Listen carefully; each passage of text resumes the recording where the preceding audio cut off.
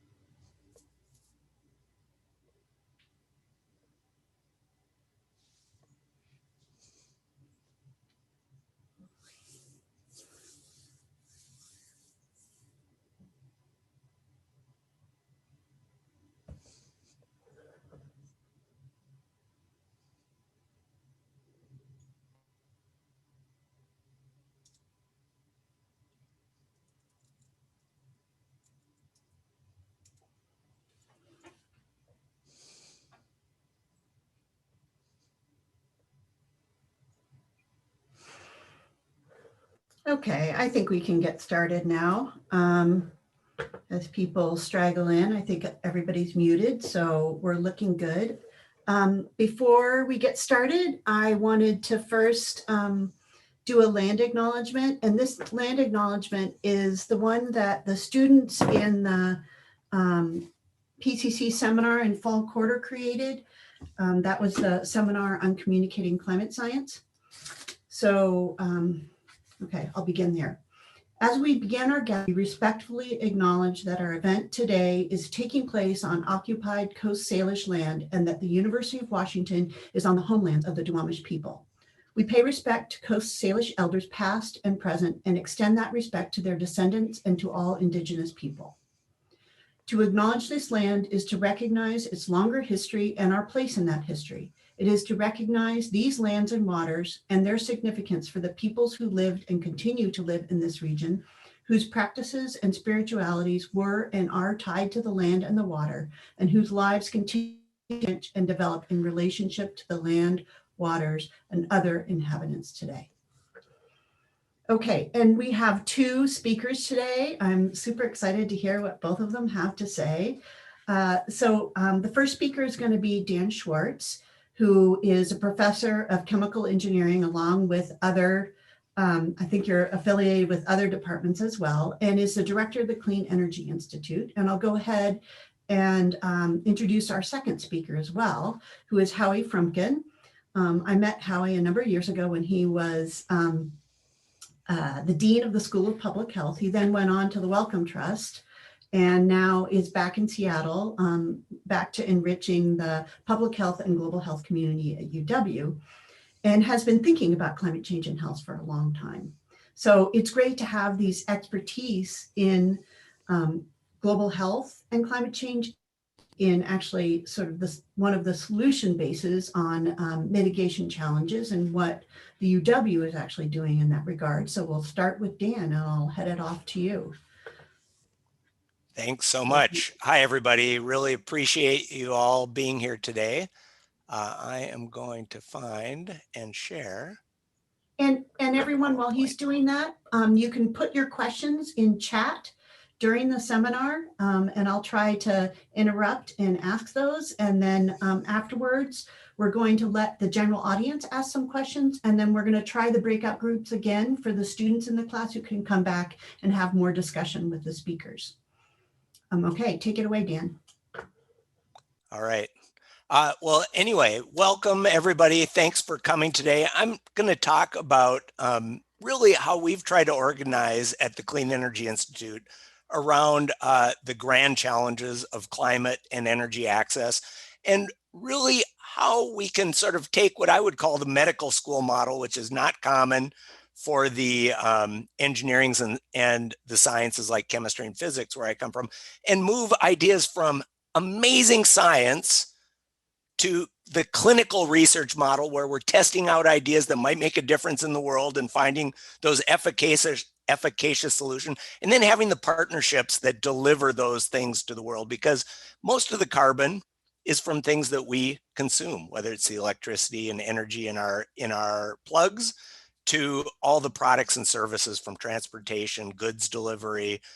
Everything has embedded energy, and so much of it is driven, including our food systems, is driven by products and services that we buy. And so how do we connect fundamental science, engineering, and technologies?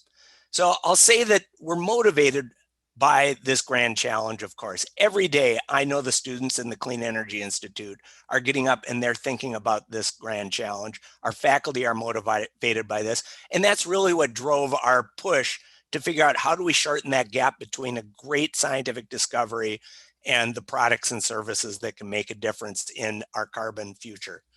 Likewise, there's concern about access, and probably Howie will tell you that solar panel in the back there of this picture means that a community that was energy living in energy poverty has better health outcomes, has better educational outcomes, better prospects for their future in general. So at the Clean Energy Institute, we're focused really on 3 domains. Solar energy, it is the most scalable energy that's out there. It can run your wristwatch, and it can be the size of a major power plant. So it's scalable from small to big. Also, solar resources are amazingly well distributed.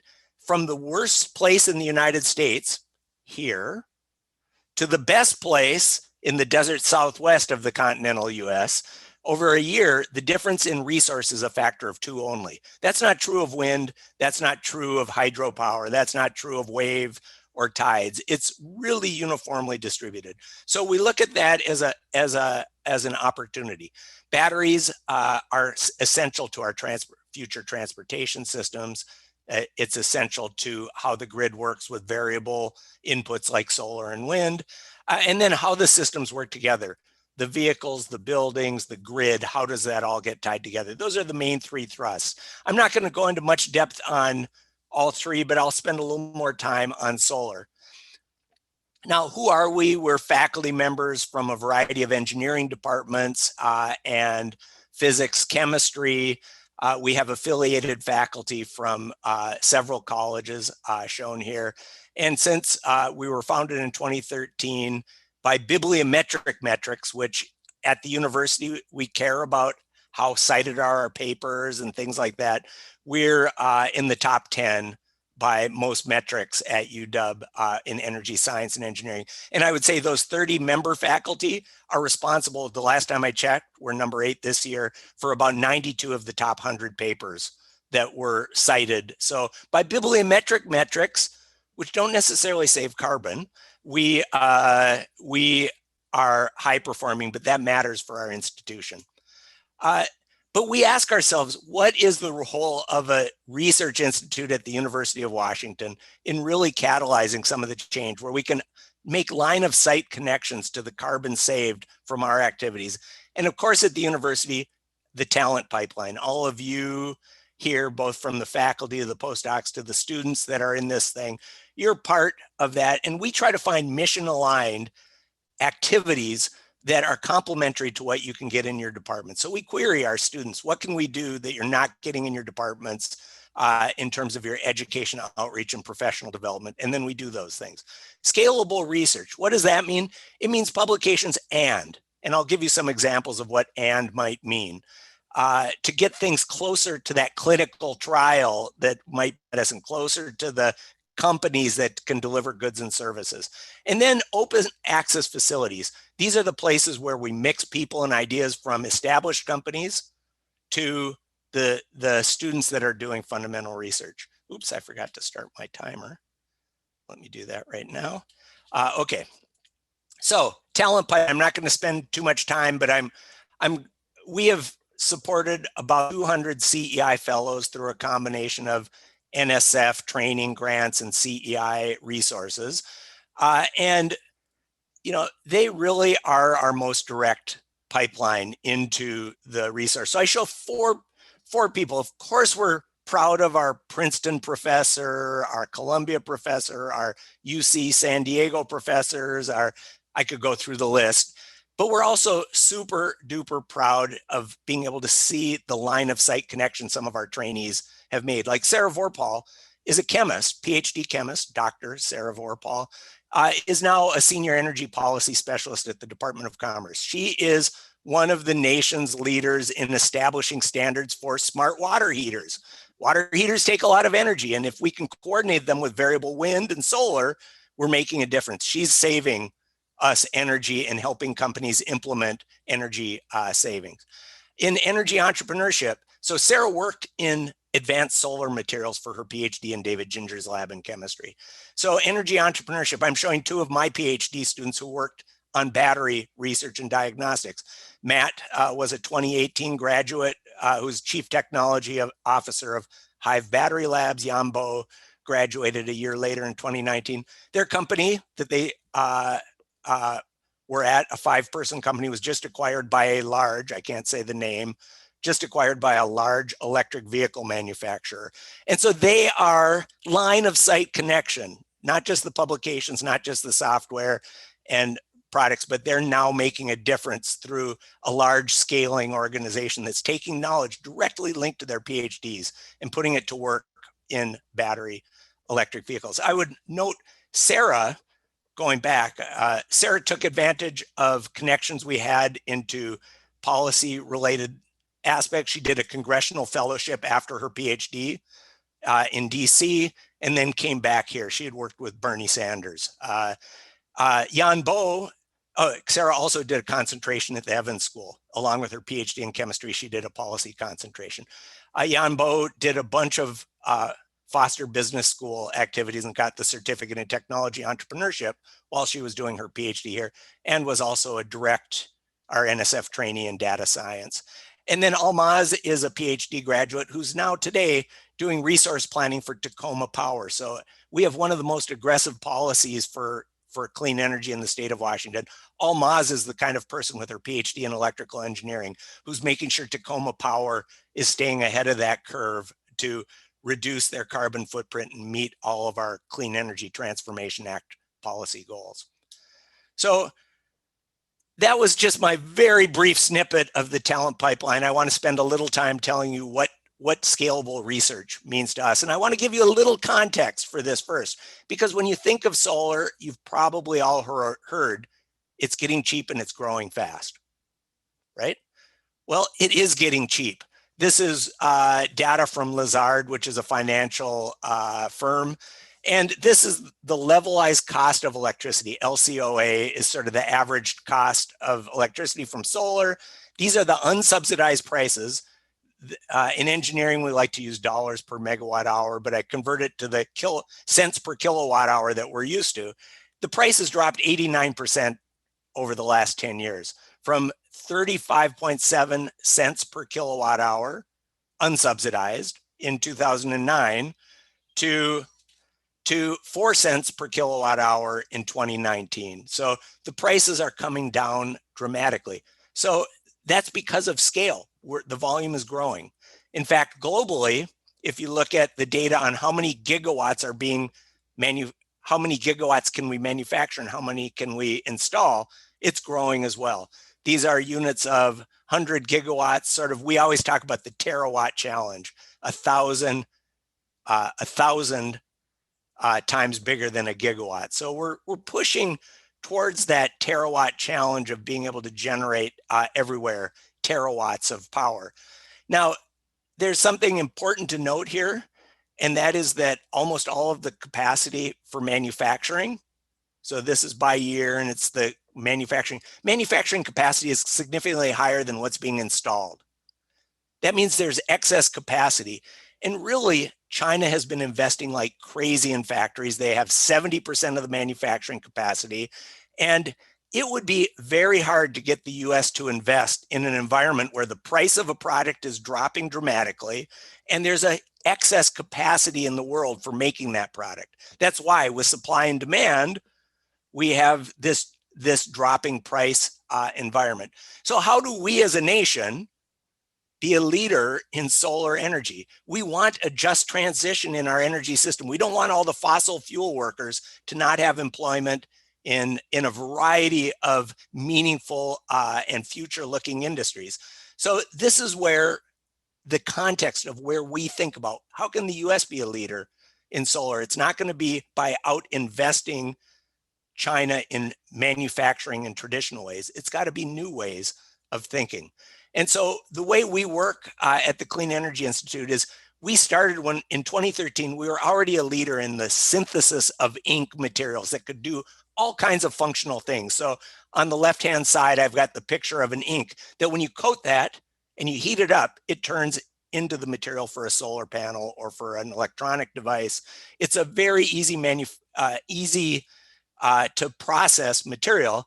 And then you can start printing that stuff like newspapers. So solar cells are not that many materials, and we can start printing those out, producing dramatically more material at substantially lower prices. So this is a way to start thinking about how do we start advancing this area. Now, it starts with great science. And this was one of the foundational papers of an Oxford University UW work with David Ginger in chemistry and Henry Snaith's group at Oxford. Truly foundational work that has launched a ton of science about these new materials called perovskites. And if you pay attention at all to solar, you're going to see that word perovskites all over the press now. But back in 2015, when it was a new discovery, people saw promise, but it was a great topic for science. Today, perovskite solar cells are beating silicon solar cells in terms of efficiency. 5 years. UW's had a role to play in that, in device architecture. And so here's my first and. What is an and? It's taking the science of perovskites and starting to think, what are some of the devices and systems? And this happens to be a patent as a research product out of one of our team members' groups, taking these advanced materials, figuring out how to coat them and make new kinds of photovoltaic architectures. And another and is then startup companies. Daniel Gamlin in chemistry has started this company called Blue Dot Photonics, which is doing work in a lab I'm going to talk about now, but in just a moment in this shared facility. But it's a spin out of UW science, fundamental science, in taking and building solar devices, either solar perovskite cells like I show on the left, or boosted silicon cells like are used in most of the devices now. These boosted solar cells are doing much better than traditional silicon. So it's a new technology, easy to coat onto the surface, able to transform the performance. And now there's a company trying to bring this out to the marketplace, raising money and building partnerships. Can I interrupt? Yeah. Just quickly, there was a question in chat. What's the environmental stability of these ink-based photovoltaics? What Great. conditions can they withstand? Great question. So there's a lot of different ink-based materials. And so perovskites, one of their key challenges is stability. And that is one of the science questions as we're working towards devices. One of the key science questions is the lifetime, and we're making tremendous progress. There is a race in global companies now to stabilize these things, to encapsulate them, to keep them out of the environment. But that is one of it's a great question because these devices have to last to be both environmentally and economically sound. And so that's what companies are largely doing. They're figuring out how to encapsulate them, how do we keep them stable in the environment, how do we formulate the inks precisely so that they are able to withstand 25, 30 years of installation. Great question. Anything else, Luann? Okay, so next up, that was scalable research. Just giving you an idea of some of the research areas and what the ands look like to the Clean Energy Institute. The other part of what I was going to talk about are facilities as a unique capability to bring the outside world to our campus so our students can learn from the outside world, to have staff and technical people that are learning from the outside world's problem, and to have our students flowing through so that they're all mixing together. We created something called the Washington Clean Energy Test Beds in 2017, and it was really to address a problem that we saw before the Department of Energy had this survey. They surveyed everybody out in the US, sort of sent out a request for information. What are the barriers to turning ideas into startups that can succeed in the marketplace? And number one of the non-financial barriers was the ability to test, validate, and demonstrate. Nobody's going to install solar panels that don't last a long time, like the last questioner was asking. And so the ability to test, validate, and fabricate prototypes of devices, this is our clinic for the clinical research that I was talking about at the beginning. It's to really bring together the science and the engineering and make devices that we can validate as being valuable. Access to capital is always a huge thing. Every company will say we need more money to go further, and access to industry collaborators. And so at this testbed facility, we now have 3 of the 5 biggest companies in the world doing work in there. Those are tech companies that don't have a lot of energy experience. We're now the spot where they can come and do a bunch of energy testing and activities. And they're next to 47 small companies. And so we're creating this mix of capabilities where industry, students, and our staff are working. So it's called the Washington Clean Energy Test Beds. We launched this in 2017, and we recruited a serial entrepreneur from the Bay Area, whose last company was called Imprint Energy. And this is the printer. This is the printing machine. It's the best tool in the world, and it attracts companies from all over the world. We have a partnership with the Danish manufacturer. Companies come from all over the world to try printing their solar materials, their battery materials, and other things on this sophisticated printing press. Here's an example. Right now, today, we have over 400 users in this facility. 50 companies are using this intensively. We're always proud as engineers when MIT sends their people to learn from us. Stanford has too, so has Caltech and Calgary. This is a tweet of a kid from MIT showing he printed this solar cell. His ink in our printing presses, basically. And so we're bringing the advanced manufacturing into our region, our state, and we have a leading facility. Of course, mostly UW, most of those 400 users are UW science and engineering students, but we hold these national and global workshops, and we host companies at this facility. Here's what some companies have said that have come through this facility. We accomplished as much in 3 days in our 3-day visit as we would have at a year at home. That was a company making fuel cells in Israel. They got to us because they had reached out to the Danish tool maker, and they said, Seattle's the spot you need to go for the best operation and to test out your ideas. Vesicus is an alum who has used the test beds as his laboratory to go out and get federal grants for technology development grants. And Benon Energy is an interesting one. Tom Madden is an alum of UW, many years spent time on the East Coast working for United Technologies, big industrial company. He's come back and he's set up an engineering lab in Seattle in order to test out some ideas. Chinese money, Seattle facilities, and US workforce testing out and doing engineering here. And so the culmination sort of the science and the engineering has been a major new DOE appropriation for a perovskite consortium. And this is bringing companies together. Our test beds were one of the founding organizations, along with the National Renewable Energy Lab. We've really been drivers, and we'll be a facility that will draw on companies and others bringing the perovskite materials into Seattle to manufacture and test. A company, an investigator at MIT, a UW investigator can say, I want to try something. And the next day we can have a professional staff person training you. And anywhere in the world, you can get onto the software and log in. I want to do a week-long printing session. So we're like a opportunity for people all over the world to come in and do specialized manufacturing here in sort of these advanced products that really are going to be the next generation of solar. And we hope that that happens here as we're going through our transition.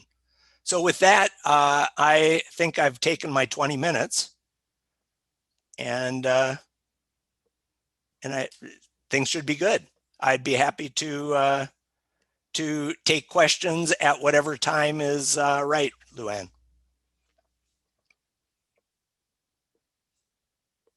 You are muted. Okay, why don't we move on to Howie, and then we'll take a few questions after that. So why don't you stop share, Dan, and we'll move on. Got it. Okay, thank you, Luann. Thank you, Dan. That was fantastic. Yeah. I'm going to do a screen share now, and Yep. Luann knows that I'm a little clumsy at this, so bear with me for just a second. Aren't we all? Let's see. Uh-oh. Share screen. Okay. And Okay, there you go. there. Got You it? can see it's not in presentation view. It doesn't really matter, but if you want to put it in presentation view. I just got a Zoom quit message. Am I still on Zoom? I'm hearing you. You are still on Zoom. You're still on Zoom. Your slide is up.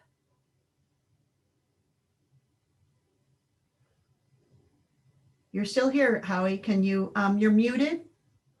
I'll unmute you. Okay, I'm unmuted now. My computer is acting squirrely, but if you can hear me and you can see my screen, I think we're good to go. We can't see your screen anymore, Howie. Can Okay. you Yep. try Let me one more time? reshare here. And if it doesn't work, we'll just listen Nope. to you. Nope. Here we go.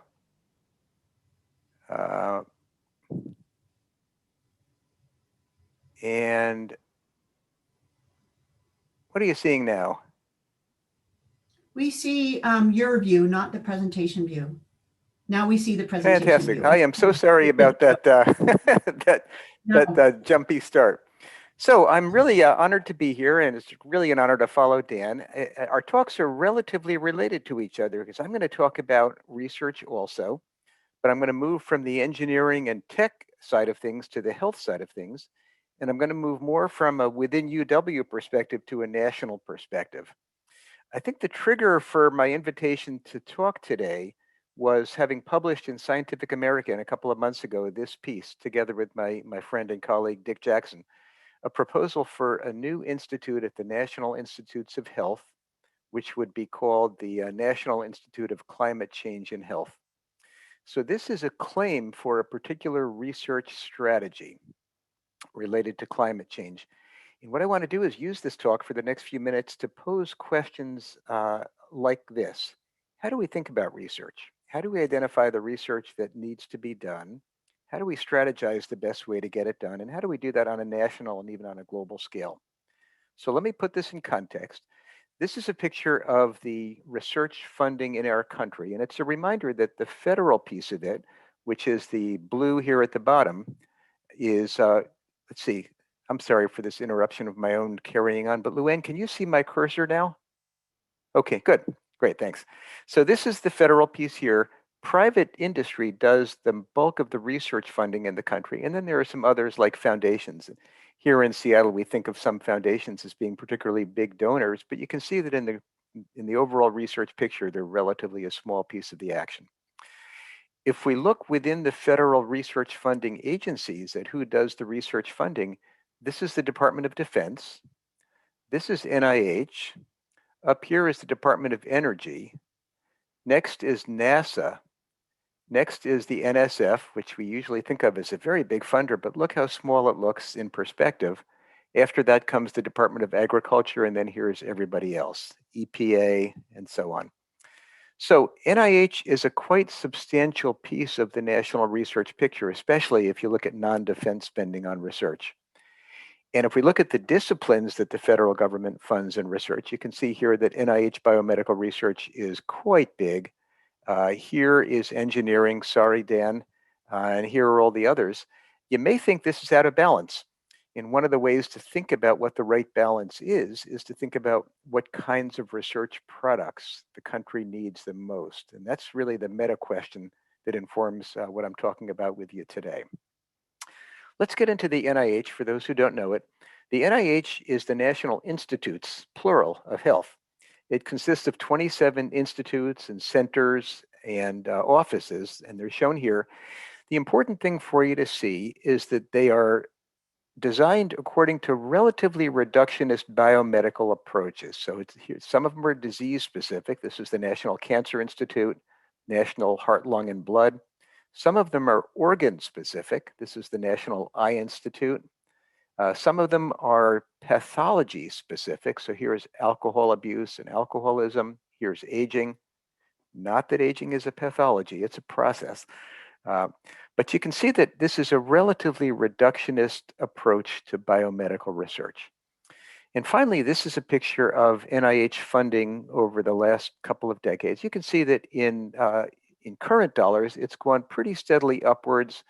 In constant 2021 dollars, it was stable for a while, went up for a while.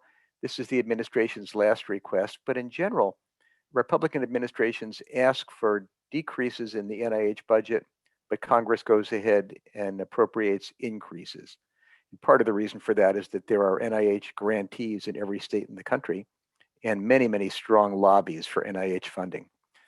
Over here on the right, you'll see the breakdown of how NIH funds are allocated. So you'll see $6 billion, this is in millions, $6 billion for cancer, $3 million for heart disease and lung disease, $2 billion for diabetes and kidney disease, $6 billion for allergy and infectious disease. This is the institute that Dr. Fauci heads, and we all know him these days.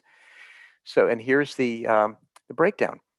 When it comes to climate change, out of this $40 billion or so dollars that NIH spends every year, according to its own accounting, just about 9 million with an M goes to climate change related problems. So that is, if you scale this entire NIH budget to $100, that would be 0.2% of 1 penny. So it's a very small amount. So in the article that we published, we proposed that we need more research on climate change and health. And we propose that that research ought to be based at the NIH. We propose that it needs a new institute to handle it properly.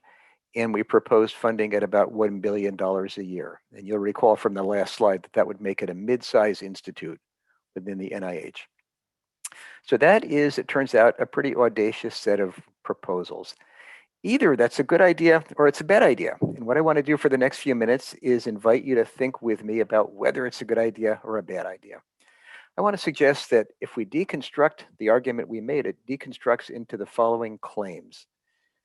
Is climate and health a thing? That's a question. If it is a thing, do we need more research? If we need more research, what is it we need to know? What are the questions that need to be answered? And how do we decide which questions need to be answered? How much will it cost to do this research? And how should we get that spending done? So that's behind the relatively simple sounding argument that we made in our editorial are lots of questions that are interesting and instructive to think through. First, is climate and health a thing? I think everybody on this call probably believes that it is. This is a graphic of the health impacts of climate change, and you can see that the basic Earth system changes that result from higher CO2 levels in the atmosphere and other greenhouse gases lead to a number of physical phenomena that have direct health impacts.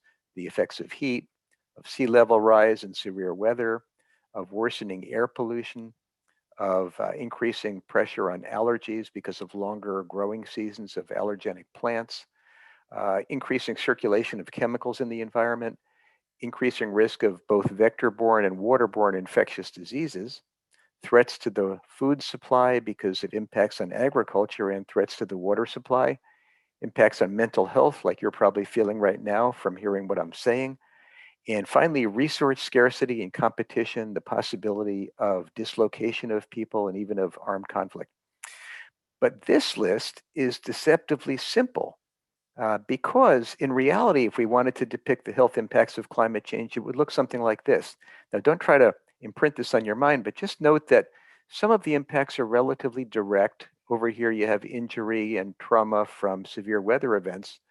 But lots of the impacts are mediated through environmental phenomena like the loss of agricultural output or a diminished freshwater availability, leading to more food-borne disease or infectious disease risks flowing from ecosystem changes. This is, like everything important in life, a complex system. And so the research that has to be done needs to be done with this paradigm in mind. Now, we know a fair amount about the impacts of climate change on health. Here are pictures of a couple of reports from the last few years, both the specialized report on the impacts of climate change on health in the US and the Fourth National Climate Assessment, which featured an entire chapter on human health.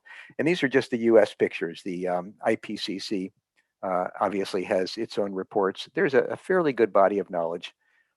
So I would argue that climate change is a thing. But you should ask the question, is that the right way to frame this research challenge?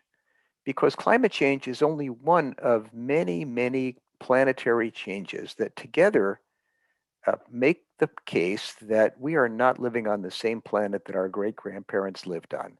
Biodiversity is much diminished from what it was. The chemistry of the oceans is different. Land use has changed. Biogeophysical cycles of phosphorus and nitrogen have changed. In fact, this is a very different planet.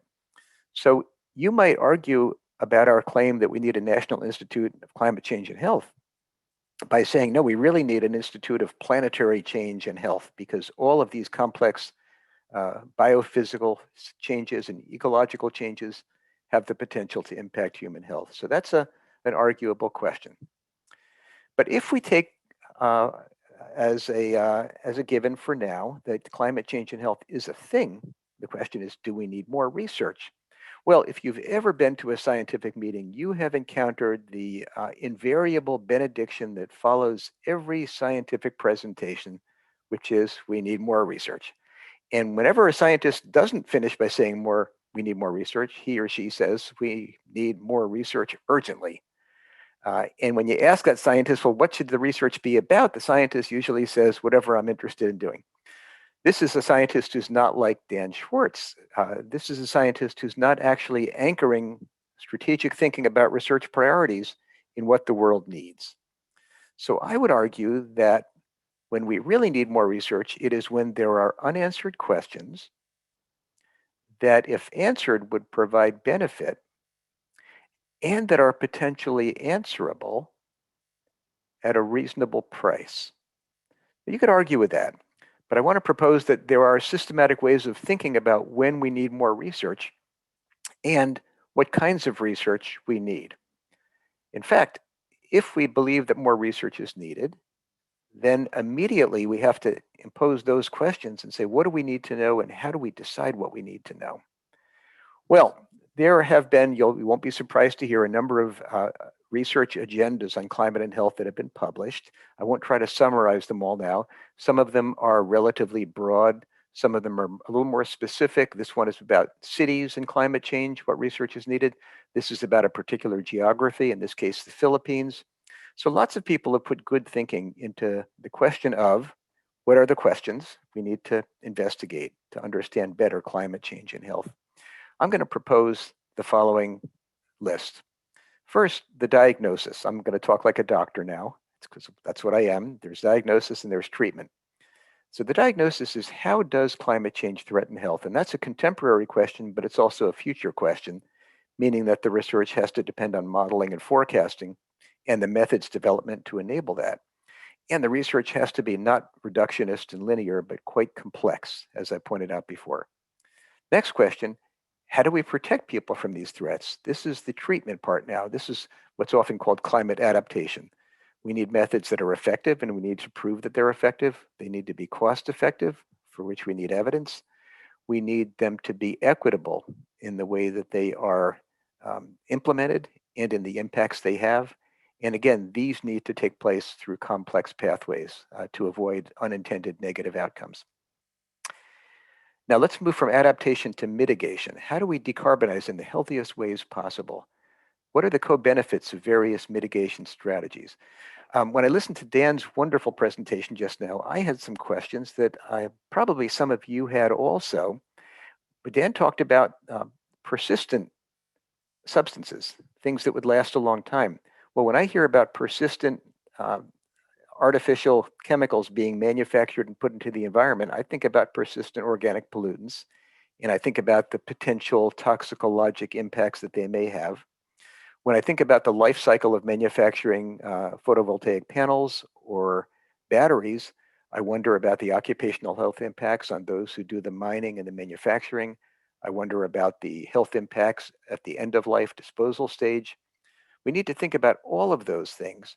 When we manufacture biofuels, what does that do to the price of food, and what does that do to nutritional outcomes in poor countries that are hit hard by rising food prices?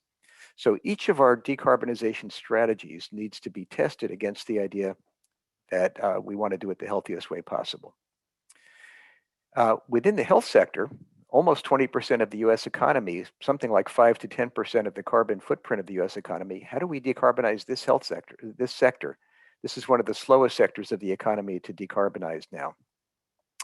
And finally, how do we communicate all of this effectively? Communication science is itself a researchable set of questions. What we know is that to achieve the transformation we need is going to be very disruptive. And it's going to mean changes in fundamental ways, in the ways we eat, the ways we travel, the ways we work.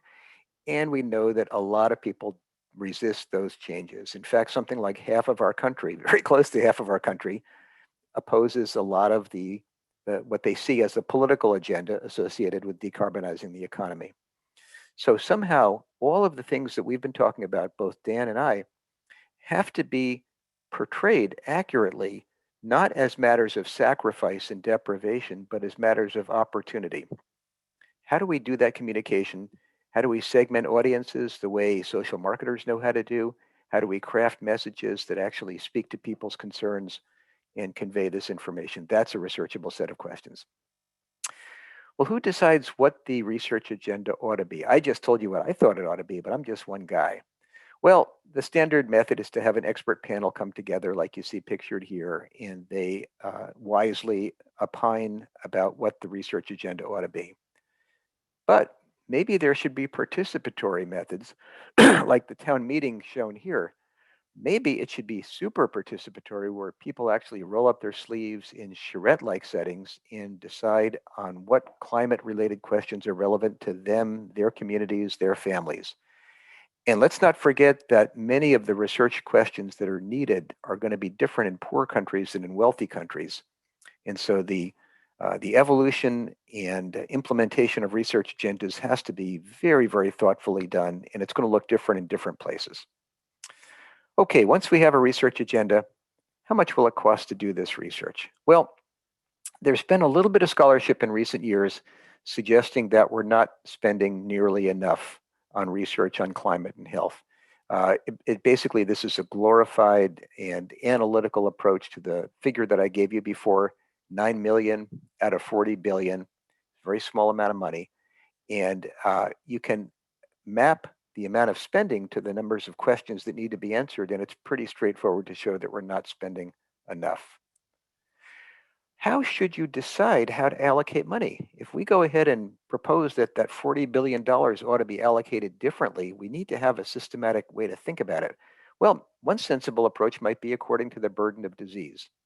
So here is a picture of the death rates, the mortality from various disease groups in our country. You can see that circulatory disease, this is heart disease and stroke, is the biggest killer. Cancer and tumors comes next. After that, nervous system diseases, then injuries and so on. So this is deaths. And if you think this is a good way to allocate research funding, then you might allocate it according to the impact of these conditions. But wait a minute, death isn't the only thing that disease does to us. It also causes us to suffer while still alive. So this is a measure of what's called disability adjusted life years. It's a measure that combines mortality and suffering while alive. And you can see that some major changes happen. For example, mental health skyrockets to the top of the list. Mental health causes enormous amounts of suffering. So maybe we should allocate research funding according to how much suffering conditions cause, not just how much death they cause. But wait a minute, that's a little too simplistic too, isn't it? Because maybe we should take into account how much we still need to learn about a condition, or maybe we should take into account what's the expected return on investment. If $1 in opiate overdoses buys you a lot more knowledge than $1 in heart disease, maybe you want to spend that dollar on researching antidotes or treatments for opiate addiction. Maybe we want to think about equity considerations. There is a historical burden on various subpopulations who have suffered discrimination, and maybe the illnesses and injuries that afflict them should go to the top of the list. Maybe political pressure doesn't sound like a very good one, but actually that's pretty important these days when disease advocacy groups come to the NIH or to Congress and insist on more funding for their disease. So complicated to set priorities, and I wouldn't pretend to have the right answer to this question, but I do want to argue that it needs to be systematic and anchored in some way in getting the outcomes that we need, getting the knowledge that will help us improve health and well-being for the population. Finally, how should needed research be funded and carried out? If you think you have a research agenda, if you think you've priced out what it'll take to implement that agenda, how do you actually make it happen? Well, we propose that the NIH be the vehicle for this spending. NIH is a part of the Department of Health and Human Services within the government. Now, the NIH could spend that money by distributing it across all of its component centers and institutes. So maybe the National Heart, Lung, and Blood Institute ought to get some money to look at the climate impacts on heart disease. Or maybe the National Cancer Institute ought to get some money, and so on. You get the picture. Little bits of money going to each of the institutes. Alternatively, maybe the one institute that actually focuses on environmental health, which is called the National Institute of Environmental Health Sciences, ought to get that money. But that is an institute that is very heavily oriented toward chemical toxins and has very little experience or culture or staff expertise looking at complex systems issues like climate change. Or Let's remember that the Health and Human Services has within it many other agencies, including the CDC, which does have a history of doing some research on practical public health strategies, and a number of other components, FDA, that deals with food, that might be suitable to do some of that research. And finally, let's remember that many of the places where climate change meets health happen outside the health sector altogether. So the Department of Energy, Dan just talked about research on clean energy. If we want that research to be on clean and healthy energy, then maybe some of that research ought to be supported by the Department of Energy. If we want research on protecting people from disasters and emergency response methods that work well, maybe DHS. If we want research on sustainable, environmentally friendly, and healthy ways to produce food, maybe the Department of Agriculture, and so on. There are lots of places within the government where you might argue that this research ought to be funded and done. In fact, there's some precedent for this. This is a picture of EPA's legacy website on its climate and health research program. And EPA is not the only agency that has dipped a toe in these waters. NOAA has also, and a couple of others. But we argued that we ought to do this at a dedicated institute within NIH because it would build in-house expertise that nobody else in NIH has. It would enable them to roster dedicated review committees for grant making. And this is where the rubber meets the road. When researchers propose to do research, their applications get reviewed by review committees. And if the review committees aren't concentrated centers of expertise themselves in climate and health, those applications can't get well reviewed. So you need a stable of reviewers who know how to review applications in this field. It would maintain independent funding lines within NIH, less liable to be reallocated or chipped away or purloined. But at the same time, you would need for innovative co-funding mechanisms because NIH can't do this alone. Whoever does do this research funding is going to have to work with NSF and with agriculture and with energy and transportation and so on. So in summary, I would like to make the case to you that climate and health is a thing. I think that first question I posed is answerable. I'd like to make the case that we need more research. There are lots of questions to which we need answers and which, if answered, would very much help us protect the public. We do need to identify priority research questions to some extent. And I say to some extent because the tradition of letting scientists come forward with their best ideas and not prescribing every line of research is a good tradition. So we need to be thoughtful about how to set priorities. And we need to include lots of input from affected communities and populations. We need to fund the research adequately, and that means pricing it out in a realistic way. And we need to figure out how best to implement that funding. We've made one proposal, but we may be wrong. So I'm very open to the discussion that I hope will follow. And Luann, thanks again very much for the chance to speak. Thanks, Dan and Howie. So we'll open it up to questions from the general audience. Or last time we kind of ran out of time for the students. So if there's a couple questions from students as well, feel free to ask them at this point. You can ask them in chat and I'll repeat them to the speaker, or you can raise your hand. Okay, nobody seems to be. Dan, did you want to answer some of those questions that were in chat verbally? I think people would be interested.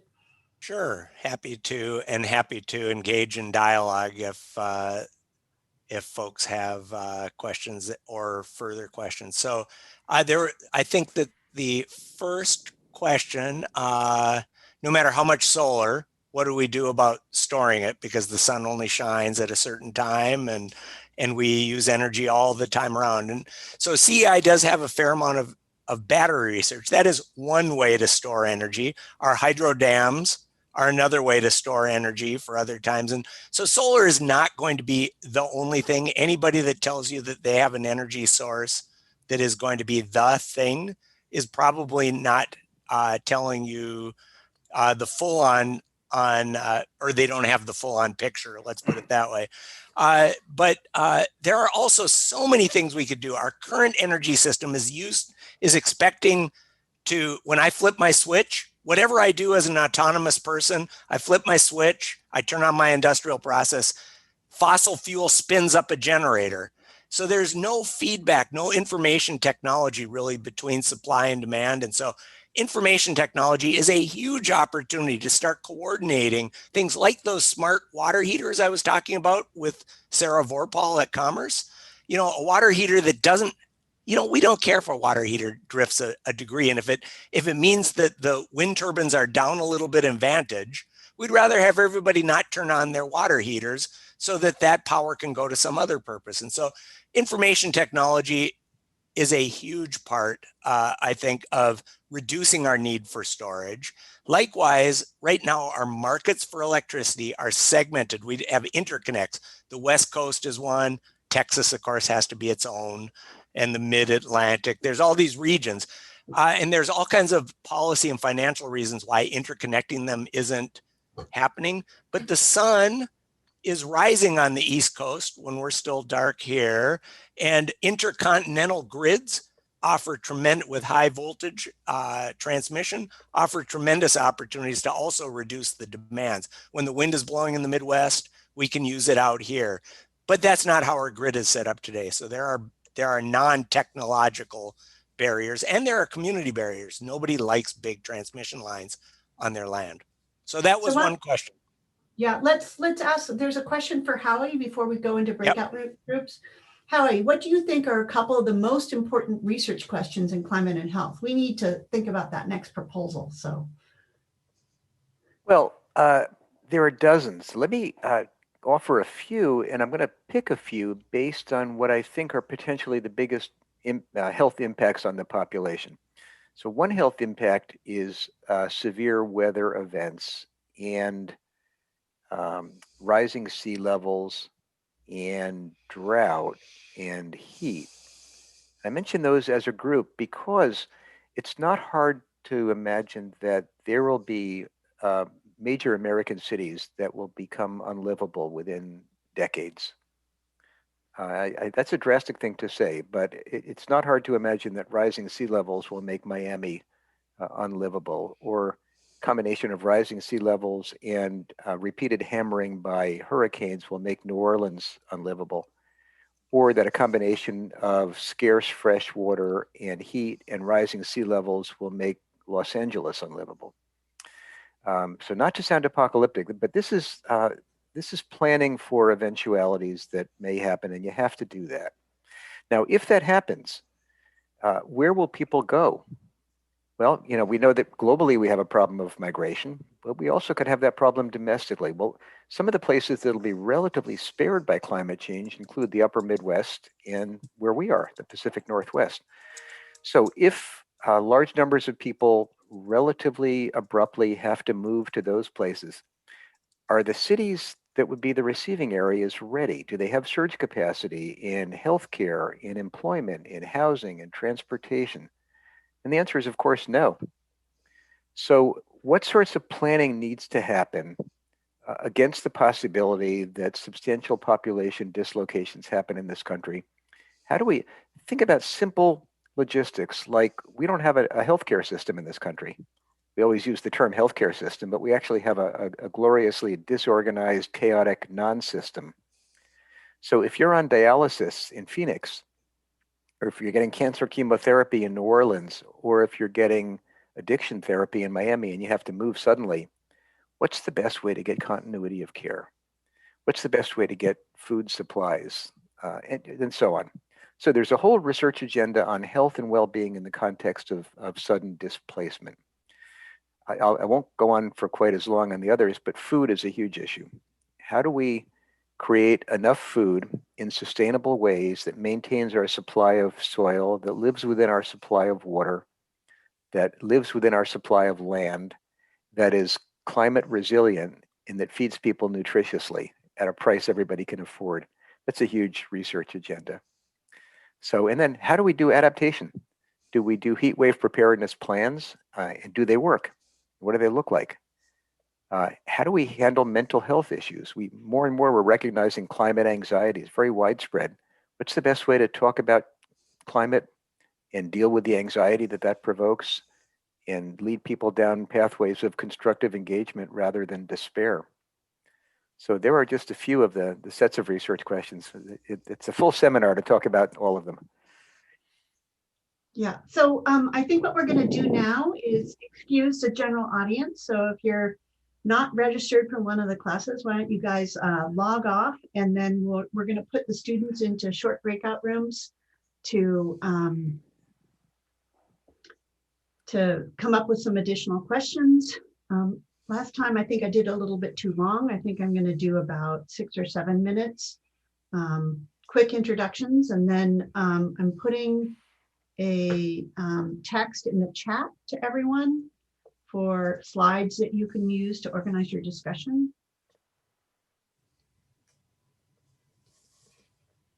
Okay, so I'm going to go ahead and put people into breakout rooms. Let's see, how many do I want to do? Let's do 5.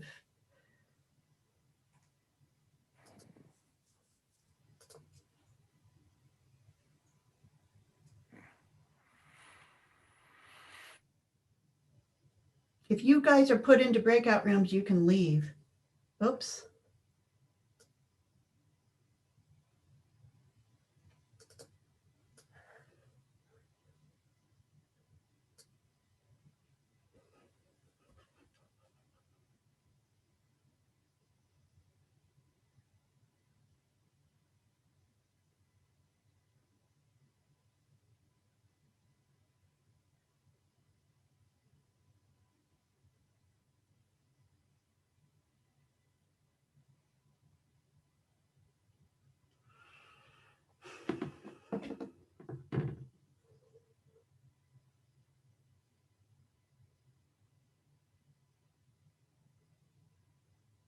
Kristen, do you want to be put into a breakout room, or?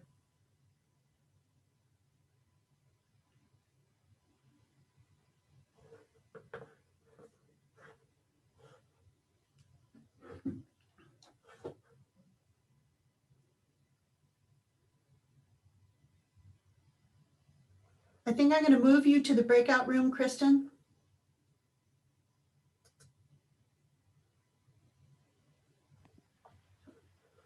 I'm actually not registered in the class, so I'm not sure. Oh, that's okay.